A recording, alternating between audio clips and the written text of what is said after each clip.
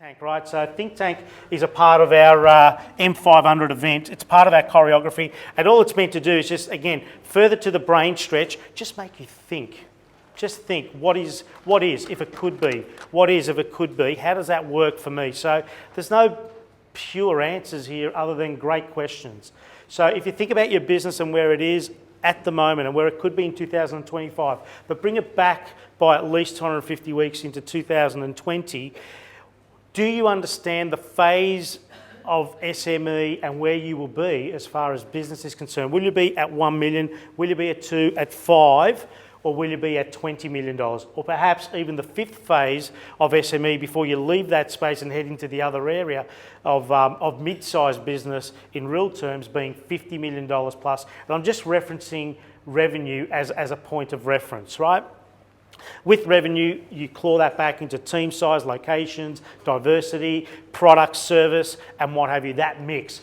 So when you think about your business and the five phases of business, where will your business be in 2020? You just got to keep on thinking. If I can share just a couple of things that I've understood in my journey, the good and the bad, the failures and the limited successes, right, to get to that point that's so sweet, so longing, so amazing called success.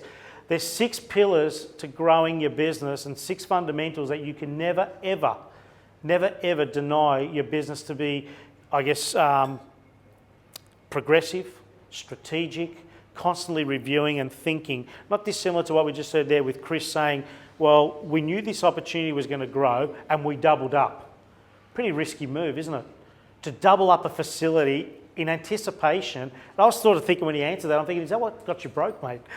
Is that what you did without the business flowing that got you almost down to your last $1,000? I mean, that's what I was thinking, and maybe he can answer that in private to anyone that is caring to ask. But in business, it's an evolution. It never stops, just like our life. You know, it's either growing or it's dying. It's a tree. It's nothing different. So you've got to constantly be in the evolution mode of what's happening next. You are the pilot, you are the owner, you are the ultimate leader and manager of what happens next. It's your responsibility also to be looking at ahead of you and saying, where are my threats, where are my weaknesses? Because opportunity is such an easy thing to put your head into.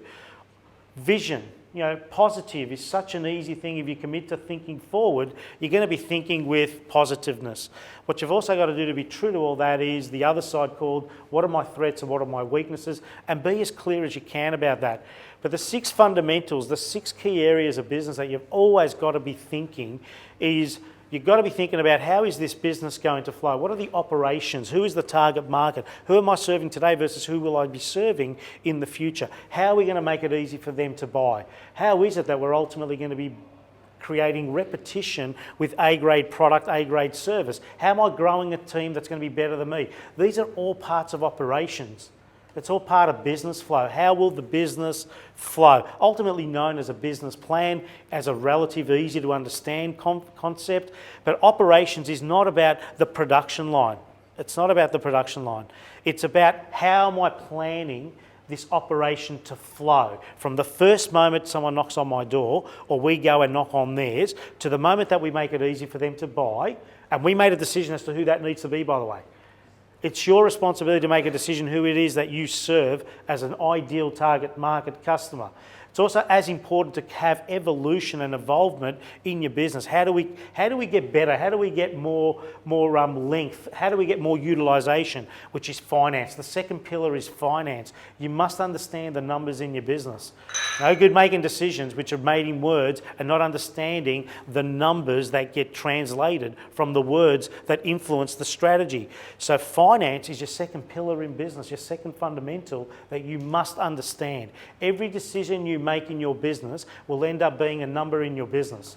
No matter how you look at it, it'll either show up in your P&L, your balance sheet, or your cash flow projection to actual comparative, right? It's going to end up there, so you must understand the relationship between those 3 tools in your business. So finance is the second and very important pillar in business. The third pillar is marketing. How are we going to communicate within a marketing budget? What are the strategies and what's my allowable acquisition cost? How am I making sure that I'm building clients for life? How am I attracting the right clients and making sure that when they buy once, they're clients for life? because there's nothing more hemorrhaging in a business and ultimately its profitability to be attracting clients that don't stick around for a long time. Guess who made that decision? You did, as the owner of your business. So the third pillar is marketing. The fourth pillar is sales. It's one thing to attract them. It's another thing to make it easy for them to buy. You never need to sell, but you need a sales process. We just had a glimpse of a sales process that's gone international and growing, and it'll be the benchmark of where he continues to grow the business called Polyshine. It's on the back of that sales process, which is all about relationships. So every one of us has a different type of, I guess, step 1, step 2, step 3, but it's a process, it's a system. You must live it, you must breathe it, you must teach it, you must be true to it. Sales is the fourth pillar. The fifth pillar is when I get them, I've got to keep them for life. So customer loyalty is a system. It's something that we just don't think is a great idea. Wouldn't that be cool if we can achieve that? It's something that you've got to work on and you've got to get better at, and you've constantly got to be reviewing with data. Are we or aren't we? You've got to know what the lifetime value of every customer in your business is, full stop. You've got to know that. You've got to know that number. If I'm going to buy your business, I'm going to look at that number, and in most cases, none of you will have that number clear, which means I'm in the best seat to negotiate your business. And I'm not going to give you your $1 million that you want because you don't have the data that supports that purchase. Does that make sense? So if you're going to build a business that stands the test of time, that's predictable for profit, that fourth and fifth pillar of customer loyalty is very important. If you've got a business that's got customer loyalty and you can prove average dollar sale growth, lifetime value growth, year on year on year, you have a business that you can sell for a multiple of 5 to 7 eyes closed. The sixth and most important pillar is team. And we're talking about team that's not just arms and legs, teams that bring their brains to the table. And you know what the beautiful thing is? That it doesn't matter where you are in the aspect of team, every one of us has a brain. And to allow that to contribute to what could be, what should be, how do we make this business better, and how do we make it the chosen place for people that we have a solution for to be choosing us, has got nothing to do with who are the smarts in the room. It's got to do with, hey, I'm going to allow you to be included 100%. It's your responsibility to be involved, and how do we go about that? So you've got to be growing a business, a team that's going to be better than you, and you've got to be okay with that. You've got to be okay to drift into the sunset and go into investment mode while people better than you are running the business and growing the business way better than you. So that's the sixth pillar. And no matter where your business is, whether it's phase 1, phase 2 or phase 3, and for some of you phase 4, which is $20 million plus in SME, you need to make sure that you're constantly reviewing and revolving and evolving the aspect of the 6 pillars to predictable profit. Simple. So that's just about a little bit of think tank, help you guys understand, okay, how does this work for me, those 6 pillars? And it's our methodology at the Business Benchmark Group to ensure we never leave those 6 pillars to chance. And hence why it's so easy. Business is so easy. It doesn't have to be hard. The only thing that's hard is your ability to put your hand up and say, okay, time for some new education. So new education, there's only one thing that happens after that. How are you executing? If you get educated in something, if you are validating something that, hang on, something you used to do, something that I used to know, something that I've left to chance now because I'm getting a little more advanced in the way I'm thinking, which means your fundamentals are being left behind. How are you being educated in that and ultimately executing? Very important. And how are you ensuring through collaboration with you, your team, your suppliers, and ultimately your customers, the 4 areas of collaboration that cannot be missed, how are you ensuring collaboration in those 4 key areas are happening with an abundant mindset? Because for every one of us in this room, I don't care who you are and what you do, including our business, there's so much for everyone. There is so much for competition to have their little piece of the pie. Does that make sense? And you could be a 5th phase business and beyond. So abundance is a very important, an important human element that you must either bring to the forefront or get better at being okay that there's enough for everyone. Does that make sense? You don't need it all. You just need the right ones for you. All good. Now, that's think tank. So think that through. How does it work for you? And ultimately, how do you take a little bit of that into the next phase? Last bit and piece, we've got a massive or an interesting prize to give out.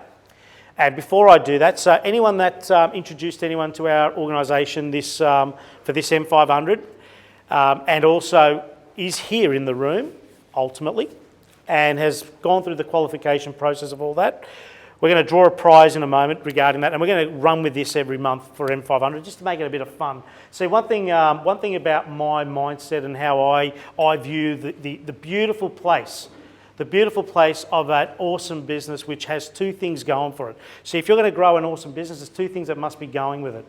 It becomes a repeat business model. In other words, someone you serve will come back and buy again. Or if you're in a business or an industry that doesn't have that happening regularly, you should be at least building a business that's repeat and, what's the second one, guys? Referral. And the thing about referral, if you don't build it as a system and something you believe in and you're proud of as a business because you're trusted and you get results for the people you attract, if you don't build that as part of a system, not wishful thinking, no, if I keep on being cool, I'll get them, which is not the way you want to be thinking. You've got to build it into a system and you've got to bring innovation and fun. So our prize today is a night for two at the Crown with breakfast and valet parking and a $250 eat at any one of those amazing restaurants, dinner for two or dinner for four and eat less, right, approach. But regardless, that will be your choice. So we're going to draw that out in a moment to anyone that introduced someone into the room today. Plus is also the people that they introduced are also in that opportunity, and you just need to be here to ensure your claim. So I know 6 people have left already, and it'd be just a pity if they miss out. So that's that. But without further ado, I want to introduce some very special people this month who featured and won. They were winners. They were recipients and winners of Business Excellence Awards in Manningham.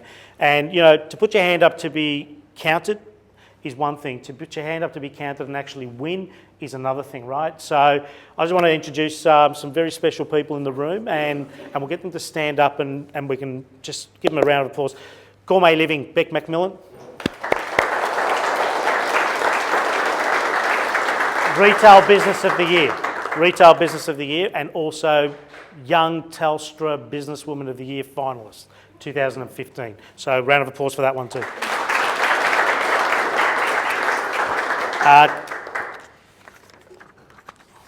Tony from H2 Pro, Trade-Based Business of the Year. Round of applause. And was a 2014 Business of the Year recipient last year as well. So he was the overall winner for Manningham Business Excellence Awards. I just need to look at my notes to make sure I get the names right, guys, because there's a few people I don't know. Michael from Top to Toe won Professional Service Business of the Year. So a round of applause.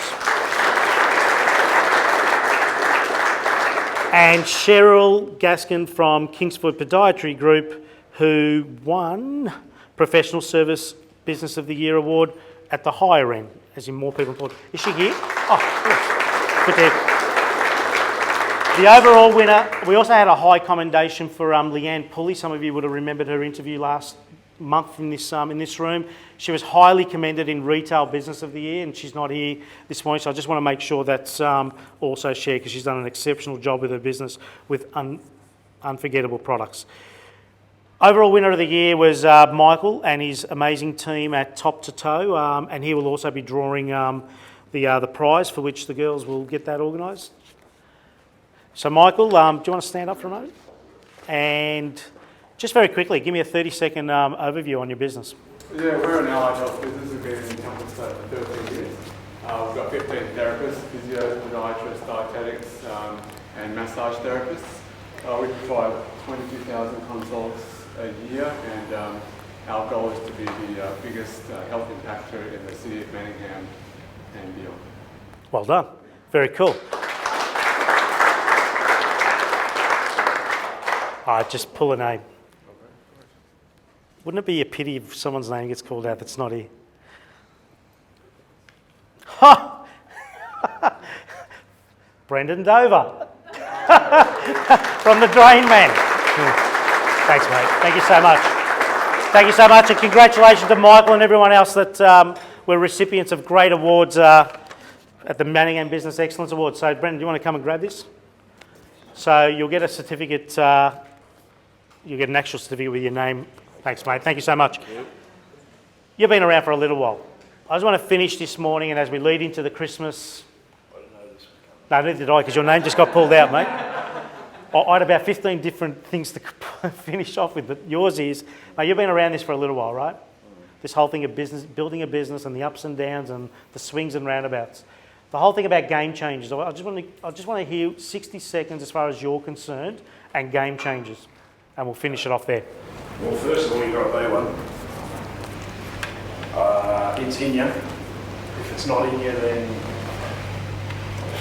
you're in trouble. I met Stefan in 2007.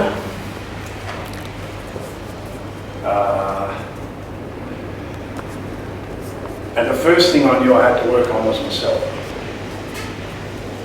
That's it. Perfect. Thank you so much. Here, take this. We'll work it out. Well done.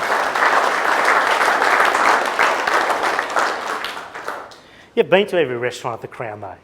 Sorry? Which one are you going back? You've been to every restaurant at the Crown. Which one are you going back to? Come with you, mate, because That sounds like fun. I'm coming. I don't have anybody with me. Well done, Michael. I appreciate you pulling his name out. That's cool.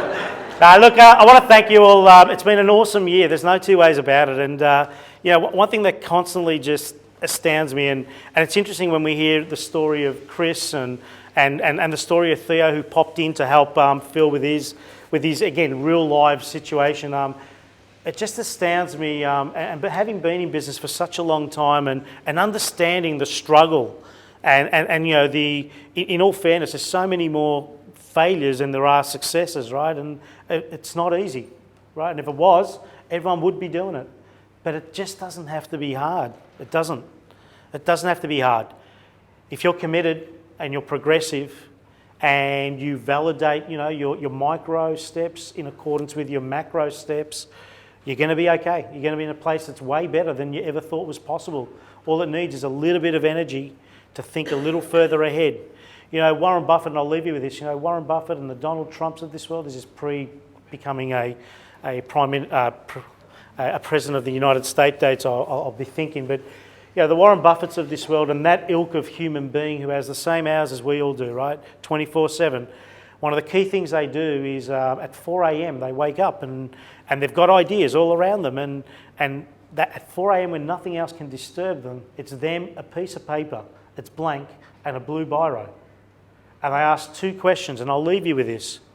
What can't I see, and what don't I know? And if you can master those two questions with no perfect answers, but an ability to just brainstorm what can't you see and what don't you know about what it is that's defining you going forward as an idea, a concept, an opportunity, a problem, a challenge, it makes no difference. If you can master those two questions, then your life will definitely be a life worth living. And I'll leave it with my the famous words of Jim Rohn. Don't wish it was easier, just wish you were better. And if you just take those wise words into account and just get on with it, Don't feel like you're on your own. You're not. You're never on your own. There's plenty of people around you that care enough about you saying, hey, I've got a challenge, can you hear me out? And then there's a whole heap of people around you that say, hey, I've got an opportunity, can you just hear me out for a moment? These are the outcomes, 1, 2, 3. What are your views on this? There are plenty of those people around. So ignorance is an important thing. They do say it's bliss, and I will say, when it comes to the dream takers, ignorance is bliss. When it comes to the dream makers and the game changers, it's in your hand. So let's make it count. I want to thank you so much. Cheers.